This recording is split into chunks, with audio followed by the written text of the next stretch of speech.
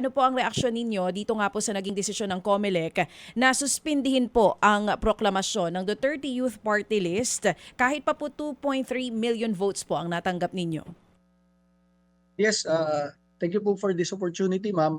Mamaya pong 11 a.m. pupunta kami sa Korte Suprema kasi irereklamo namin ng COMELEC. Bakit? Talagang mayroong grave abuse of discretion na ginawa ang COMELEC.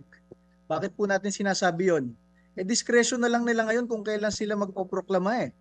Nasa saligang batas at sa ating mga batas, kapag ikaw ibinoto ng taong bayan, duly elected, lalo na kami, 2 milyon ang boto namin, tapos na-canvas ng COMELEC, trabaho nila kung ilan ng magiging seat namin sa Kongreso, sila mag-identify, wala na silang ibang gagawin kung hindi iproklama ang ipinanalo ng taong bayan. Pero sa nangyari po kahapon, alam nyo, 4 na oras bago yung mismong proklamasyon, nakasuot na kami ng mga barong. Saka lang kami sasabihan through email na hindi kami kasali sa proklamasyon dahil daw meron kaming issue noong 2019 pa. So, it is a very grave abuse of discretion para sa COMELEC na sila yung nagde-decide kung kailan ka ipoproklama. Wala namang mabanggit ko sa inyo kung ano yung mga kasong yun. Talagang kahit ordinaryong Pilipino na hindi abogado, talagang matatawa kayo doon sa mga kaso na yun noong 2019. Sige po, banggitin ko lang po yung sinabi ninyo. Kahapon po, nakasuot na po ng barong ang mga kasama pong nominado dito sa Duterte Youth Party List. Pero kahapon lang din po nasabihan na hindi po kayo kasama sa proklamasyon. Yes po, hindi kami sinabihan. Oo. Actually, lahat kasi ng mga kasama namin kongresista, incumbent kasi kami sa kongreso, pinadala na pa isa-isa ng imbitasyon. So kahapon, nagtanong kami kung nasan yung imbitasyon sa amin kasi panalo kami.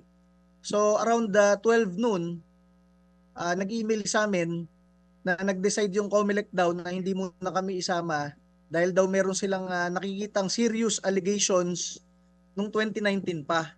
Ang masabi ko nga, kung ganun kaseryoso yung mga kaso na yon, bakit kalahating dekada na hindi nyo pa dinesisyonan? Di ba? Alam nyo, gusto nyo makwento ko sa inyo kung ano yung kaso? Sige po. Sige lang, sir. O yung Kabataan Party List, noong 2019, kinasuhan ako ng vote buying. Bakit? Kasi daw sa isang speech ko, sabi ko daw, kapag kami ay nanalo, lahat ng aming pondo sa Duterte Youth Party List ay ibibigay namin sa taong bayan. Wala kami kukurakutin kahit piso. Yun yung speech ko. Kinasuhan ako ng vote buying sa COMELEC, gawa lang nun. Sabi ko nga, sa dami-dami ng gobernador, kongresista at mayor na tunay na bumibili ng boto, kami pa na hindi naglabas ng piso para sa botante, kami pa yung kinasuhan ng vote buying. Isang kaso yon ha.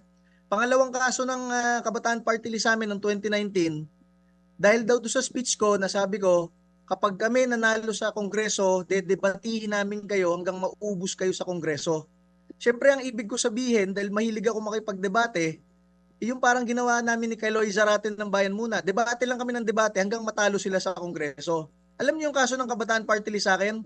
Nakalagay doon, hanggang maubos sa Kongreso, ibig daw sabihin, I am promoting mass murder in the Philippines, tantamount to, ayan nga, promoting violence. Yun yung kaso sa amin noong 2019. So, hindi ko alam kung bakit hindi pa dinismiss ng COMELEC yun. Dahil kahit hindi ka abogado, matatawa ka doon sa mga kaso. Pero, ang magtataka ka, noong 2022, nag-join naman kami sa eleksyon, nanalo kami, hindi nila binanggit yung 2019 na kaso na yan kasi nga walang kwenta eh.